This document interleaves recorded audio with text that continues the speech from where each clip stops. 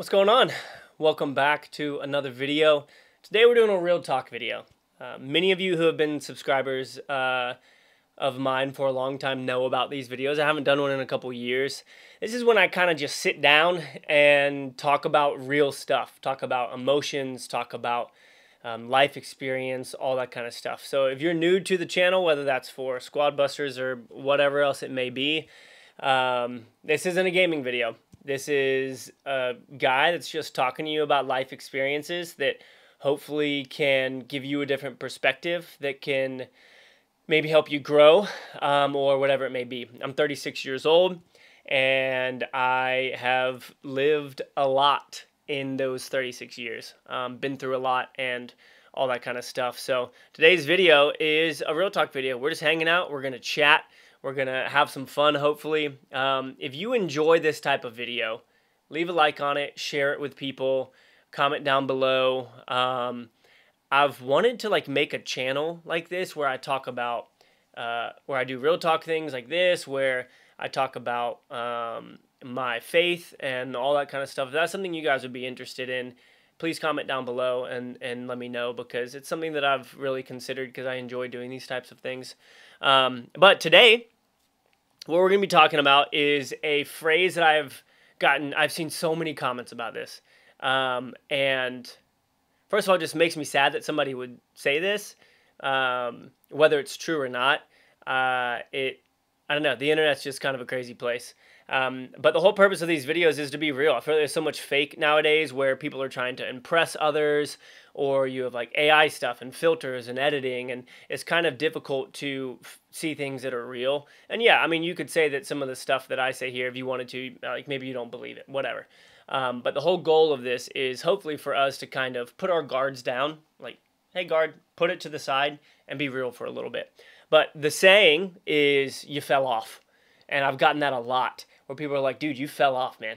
And another way of saying that is, you're not as good as you used to be, or you're not enough, or you don't fill the shoes that you did before, however you want to look at it. And whether it's true or not, it's kind of not the nicest thing to say to somebody. Again, whether it's true or not, and it definitely is true, obviously. I used to get 1 million views in a day on a video, and now I struggle to get 10,000. But ultimately, I don't really care. This is my job, and that's why I still do it. But I'm not here to be famous or to make a bunch of money or any of that. I do this type of stuff because I enjoy it. And so I want to talk about that whole idea of you fell off, because if I'm honest, I would say that every single human being falls off at some point in their life. Whether that means that you used to be super smart and then you feel like you're not as smart anymore, or you used to be super athletic and then you got hurt and you can't do stuff anymore, or you used to be really successful at X, Y, and Z and that stuff doesn't happen anymore. Whatever it may be, there will be seasons in all of our lives where we fall off, or we're not as good as we used to be. And for me, there's two things that we're going to talk about in this video, and that is the whole idea of success and falling off and that, and then also the identity side of things, where my identity is not in what I do, it's in who God made me to be.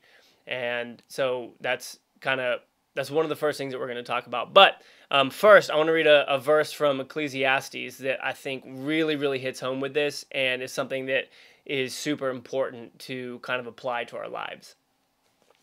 So Ecclesiastes chapter 7, verse 10 says, "Don't long for the good old days. That is not wise." It's a very simple verse that you can remember very easily. Don't long for the good old days. That is not wise.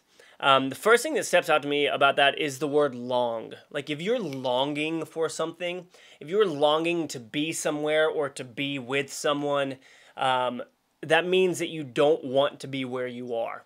A deep desire to want nothing to do with where you are now, but you want to go somewhere else.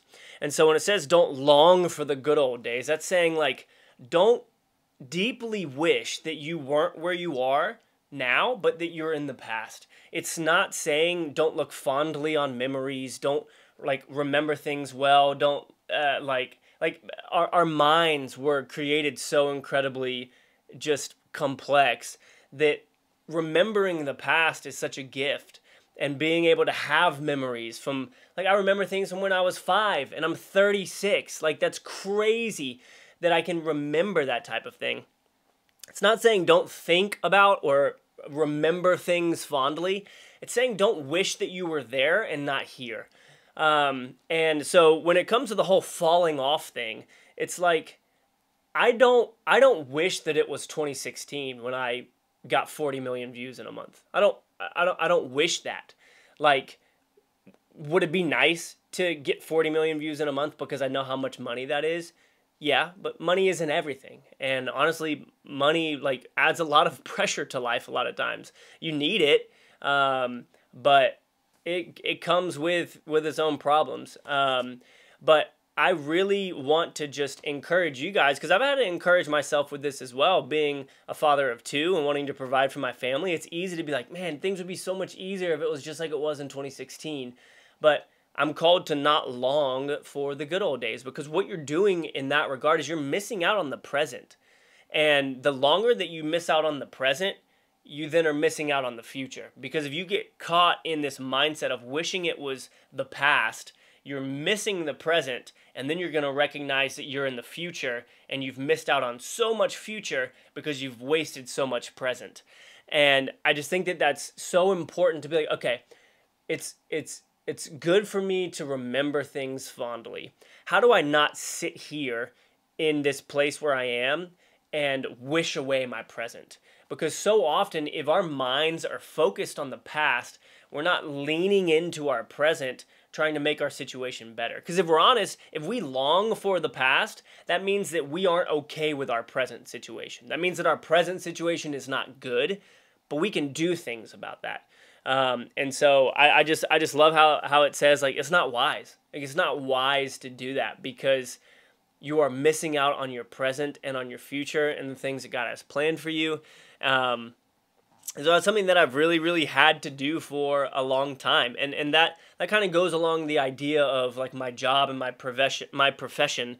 But when it comes to the idea of, like, not being enough, or you're not as good as you used to be, it's like, my identity is not Molt the YouTuber. I'm Michael Holt. I was created very complexly, and the moment that I find my identity in my job, when it goes away, like it pretty much has, because I fell off, then I am lost, man. You see so many YouTubers who go through this, who, when they're not as popular as they once were, they just, like, freak out and do crazy stuff. Or you see athletes who make it to the league and then they get injured and then they become alcoholics, or they become addicted to gambling, or they end their lives, like all this kind of stuff. When you allow what you do to be who you are, when that goes away, it is not going to be good. And so when somebody says that type of thing about falling off, it's like, I'm like, from a job standpoint, yes, I fell off. Me as a person, don't connect the two, because that's not my identity. I'm not that famous person who would go to the mall and get recognized by 20 people and all of this kind of, like, that's not me as a person. That was what I did, and that was what I was able to accomplish, but that isn't going to last forever, and that also isn't me as a person. And so my identity is not my accomplishments, but it's who I am in the eyes of my Creator. And God says that I'm His child, that I'm known, that I'm loved. And in 1 John, it says that we are His children, which is incredible, because, like, I have a couple kids, and the way that I love them, and I'm not even close to being perfect. You guys all know that I have anger issues. And so there have been times where I can lose my temper with my kids, and I can raise my voice, and I have to sit down and I have to be like, hey, what Daddy just did isn't okay. It's not okay for me to raise my voice or anything like that. But even that, like, our identity is not in our good, and it's also not in our bad. Like, our failures aren't what identifies us. God loves us, like, no matter what, and cares for us and wants us to know Him and wants us to put Him first. in life. And so that's who I am. I am a child of God, and I'm so grateful for that. I've got some more stuff to read that I think is really cool from the book of Psalms. So Psalm 139 verses 1 through 5 says, "O Lord, you have examined my heart, and you know everything about me. You know when I sit down or stand up. You know my thoughts even when I'm far away. You see me when I travel and when I rest at home. You know everything I do." Isn't that crazy? He knows everything that we do, and he still loves us. "You know what I'm going to say even before I say it." I love this. Verse 5, "You go before me and you follow me. You place your hand of blessing on my head." I love that idea of him going before us and following us. If I were to think about, like, if we were to go hiking as a family or something, I would probably be in the front, making sure that everything is safe, making sure that the trail's good, making sure there's no dangers, anything like that. And then if I could, I would also want to be in the back, making sure that, like, everybody's okay, making sure that nothing's coming up from behind us, things like that. God does that for us in our life. He goes before us, preparing and planning, and he goes behind us, so that as we slow down, he's there. And I just love that idea. It goes on to say in verse 14, it says, "Thank you for making me so wonderfully complex. Your workmanship is marvelous. How well I know it." And that isn't like an arrogant statement or anything. Like, we as human beings are wonderfully complex. We are all deeply unique. And so it's really important for you to not allow somebody else to try and put an identity on you of a failure or a success or anything like that. God made us his children. And one thing that I want to say is, as I talk about, like, especially in this cultural moment and everything, the word identity is a very interesting one. When I'm talking about identity and anything that I'm saying here, I'm talking about it in regards to who God says we are, not who we say we are, because I think that sometimes that can get confused. And so I think that is so true, that we are complex and marvelous beings. And so I just say that to say, like, don't let somebody put some sort of simple identity on you of a failure or anything like that, because it just isn't true. And then I love this too. Verse 17 and 18 says, "How precious are your thoughts about me, O God. They cannot be numbered. I can't even count them. They outnumber the grains of sand. And when I wake up, you are still with me." You are still with me. His thoughts about us are wonderful. They're wonderful. Our Creator, his thoughts about us are wonderful. And he doesn't leave when we go to bed. He doesn't leave when we mess up. He's there. And nobody on the internet, nobody at school, nobody at work, nobody in a relationship who talks down to you can say otherwise. His thoughts about you are wonderful. So I really just want to encourage you guys, like, don't let others tell you who you are supposed to be. Don't let others define you when you have already been defined by God. I really want to just lean that in. I know I was picked on so much when I was a kid. I was short, I was skinny. I'm still skinny, but I'm taller now. I had these tics where I would blink a lot, and like this one punk kid called me Blinks, and it's just like bullies suck, man. But at the same time, don't give them power, because what they're saying about you isn't true. Could it be true about maybe something that you did or something along those lines? Yes. But ultimately, God's thoughts about us are wonderful. And so it really doesn't matter if other people have negative thoughts about you. Like, that doesn't mean go around and live rudely and be unloving. It just means that as you take a step back, it's like somebody's saying something about me that may like have truth in it in regards to what I do or how I acted, but ultimately like I used to view myself as so dumb. And yeah, maybe I got a bad test score, and I guess you could equate that to being dumb, but God doesn't view me as dumb. he's like, yeah, you might not be book smart, but you're creative and you're street smart and like all this kind of stuff. And it's just like, I don't know. I really want to just encourage you guys to do your best to not allow others to tell you who you are. Now, back to the whole idea of success and falling off and all of that. Nothing lasts forever. No success lasts forever, and honestly, even successful things aren't always successful. Like, I know it sounds really weird, but you have to identify what successful is to you. Is successful to you making a lot of money, or is successful to you working hard, providing for the people in your life or yourself, and loving others? You know, because there can be incredibly successful people who make a lot of money who absolutely hate their lives. And so it's just like being able to identify what success is to you, I think is super important. And the more that you desire to hold on to your success or to hold on to that past, like for me, if I were to desire 2016 or hold on to that, the more empty I'm going to feel because I can't have that back. I cannot have that back. A lot of people ask me and talk to me about Nick at Night, and I miss that relationship so much. But it's not here anymore, and it's not going to be. And the longer that I would allow myself to like wish for the past, the like harder it would hurt.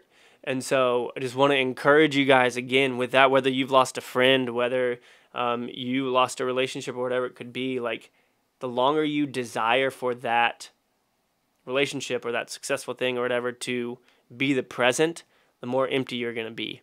And again, back to that book of Ecclesiastes in chapter 3, it talks about how there's a season for everything. There's a season for planting and harvesting. There's a season for rejoicing and mourning. And it goes through this big list. And that's true for your life. Now, it might not be the same sort. Like you could have a 7-year season of just pain that is followed by incredible blessing. And in the moment, you don't recognize that. But I think all of us, especially if we've lived a little bit of life, can look back at seasons that were terrible. And we're like, wow, I made it out. But so often, in the midst of them, it's miserable. But we forget to recognize that we're on the other side of it now. And so, yeah, I just want to encourage you guys in that as well. I don't know. I really felt like I wanted to talk about this whole falling off thing. I have a couple of notes here, but I'm really a rambler, and I just kind of talk. And so I hope that this was encouraging for you guys. I hope that this was helpful. I hope that you can apply some of this as I still continue to try and apply it, because it's not easy coming from a place of success to not have it anymore, and it's very easy to desire that it was still here, even though it's not, and it's not going to be in the same sense again.